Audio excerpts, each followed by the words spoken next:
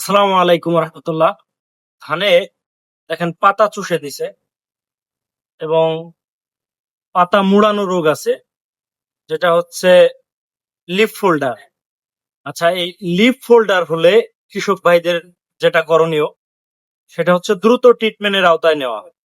ওই জমিকে দ্রুত ট্রিটমেন্ট করবেন এবং ট্রিটমেন্ট হিসাবে খুব অল্প দামে একটা গ্রুপ আছে, অ্যামামেকটিন বেনজোয়েট। অনেকেই দেখা যায় কি যে এই অ্যামামেকটিন বেনজোয়েট না দিয়ে যেটা মাজরা পোকার ওষুধ আছে, এই মাজরা পোকার ওষুধ ব্যবহার করেন। মাজরা পোকার ওষুধ ব্যবহার করলেও যেমন পাইরিডাবেন, থায়াটিকার, বাইফেনথিন, এই 3 গ্রুপ কম্বিনেশন যে সমস্ত ওষুধ আছে, এই ওষুধগুলা ব্যবহার করলে মাজরা পোকা, লিফ ফোল্ডার এগুলা সব একসঙ্গে চলে যাবে। তো যদি মাজরা পোকার আক্রমণ না থাকে তাহলে শুধু অ্যামামেকটিন বেনজোয়েট, সাথে অন্য কোনো গ্রুপ যদি চান সামথিং মিক্স করে ব্যবহার করতে পারেন। এটা একান্তই আপনার ব্যাপার। আর যদি মাজরা পোকার আক্রমণ থাকে তাহলে যেটা বললাম যে অনেক কোম্পানির অনেক ধরনের ওষুধ আছে, যেমন ক্লোথিয়ানাইডিন আছে। ক্লোথিয়ানাইডিন এটা যে কোনো কোম্পানির হতে পারে, আপনি এই গ্রুপটা ব্যবহার করতে পারেন। ইনসিপিও ব্যবহার করতে পারেন, ভায়াগো ব্যবহার করতে পারেন। এরপরে হচ্ছে অনেস্টপ ব্যবহার করতে পারেন ইঞ্জিনিয়াসের। এরপরে নিট এগ্রো নিট শট ব্যবহার করতে পারেন। বাংলাদেশ এগ্রিকালচারের নীল প্লাস ব্যবহার করতে পারেন। এগুলা যে কোনো একটা ব্যবহার করলে পরে হয়ে যাবে। আর এটা ব্যবহার করলে এই যে সমস্ত গ্রুপ কম্বিনেশন গ্রুপ, এই গ্রুপগুলা ব্যবহার করলে লিফ ফোল্ডার প্লাস মাজরা পোকা, কালো মাথা মাজরা বা সাদা মাথা হলুদ মাথা মাজরা যেটাই বলে, এগুলা একসঙ্গে দমন হয়ে যাবে। আর যদি মাজরা পোকা না থাকে সেই ক্ষেত্রে হচ্ছে অ্যামামেকটিন বেনজোয়েট ব্যবহার করা।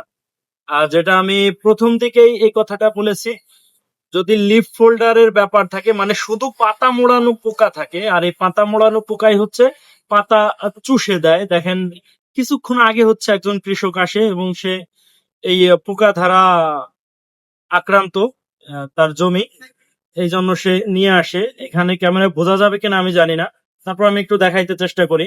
এই যে উনি যেহেতু রোগটা বুঝতে পারতেছিল না, যার কারণে উনি 2টা পাতা ছিঁড়ে নিয়ে আসছে আমার কাছে। তা আমার তরফ থেকে যেটা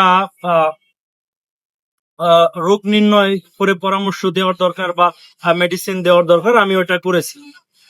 তো এই ধরনের সমস্যা যদি আপনি দেখেন বা আপনি বুঝতে পারতেছেন না, সেই ক্ষেত্রে আপনি অবশ্যই কারো দ্বারস্থ হবেন যে ভালো বোঝে। আর আমাদের জন্য উপজেলা কৃষি অফিস সব সময় খোলা আছে, আমরা চাইলে সেখানে যাইতে পারি বা কোনো কীটনাশকের দোকানদারের সাথে আলাপ করতে পারি, কিংবা কোনো পেস্টিসাইড রিপ্রেজেন্টার যারা আছে এদের দ্বারস্থ হতে পারি বা এদের থেকে পরামর্শ নিতে পারি। এই কীটনাশক প্রতিনিধি যারা আছে ওনাদের সম্পর্কে একটু বলি। দেখেন, কীটনাশক প্রতিনিধিরা ওনারা খুব অল্প বেতনে অনেক পরিশ্রম করে। আমি এমনও দেখেছি যে এই কৃষকের হাত ধরে একদম মানে মধ্য মাঠ পর্যন্ত চলে গেছে তার জমি দেখার জন্য। তো জমি দেখে সে ট্রিটমেন্ট করে দেয়, এরপর হচ্ছে আপনাকে সবকিছু বুঝাই দেয়। তো এই জিনিসগুলো আপনাকে লক্ষ্য করে রাখতে হবে যে আপনি এই রোগের জন্য সে আপনাকে কি পরামর্শ দিচ্ছে বা আপনি কি ওষুধ প্রয়োগ করছেন, দোকান থেকে এসে নিয়ে যাচ্ছেন। পরবর্তীতে যদি জমিতে ওই ধরনের সমস্যা আসে তাহলে আপনাকে আর তার কাছে যাওয়া লাগতেছে না। বা আপনি যদি একেবারেই কোনো কিছু না বোঝেন, আপনি একটা ধানের ছোপ উঠাইলেন, যে গুছিতে ধান বেশি বা রোগাক্রান্ত, ওই কুচিটা নিয়ে যদি দোকানে আসেন, দোকানদারও আপনাকে খুব ভালো পরামর্শ দিবে বা আপনার রোগ নির্ণয় করে হচ্ছে আপনাকে ট্রিটমেন্ট দিবে। তো এগুলা হচ্ছে আপনার নিজে থেকে করতে হবে। আর প্রত্যেকটা বিষয় হচ্ছে আপনি নিজে সচেতন থেকে হচ্ছে কাজগুলো করা। তো আজকে কথা বলতেছিলাম লিফ ফোল্ডারের ব্যাপারে এবং মাজরা পোকা সম্পর্কে একটু কথা বললাম। যদি কারো ভালো লাগে অবশ্যই আমার চ্যানেলটিকে সাবস্ক্রাইব করে দিবেন, লাইক কমেন্টস করবেন। এবং দেখেন, আমি সাধারণভাবে ভিডিও বানাই, আমি কোনো থাম্বনেল ইউজ করি না বা আমি এগুলা পছন্দ করি না। যার ভালো লাগবে সে খুঁজে আমাকে নিবে বা খুঁজে দেখবে। তো সকলে ভালো থাকবেন, সুস্থ থাকবেন। আল্লাহ হাফিজ।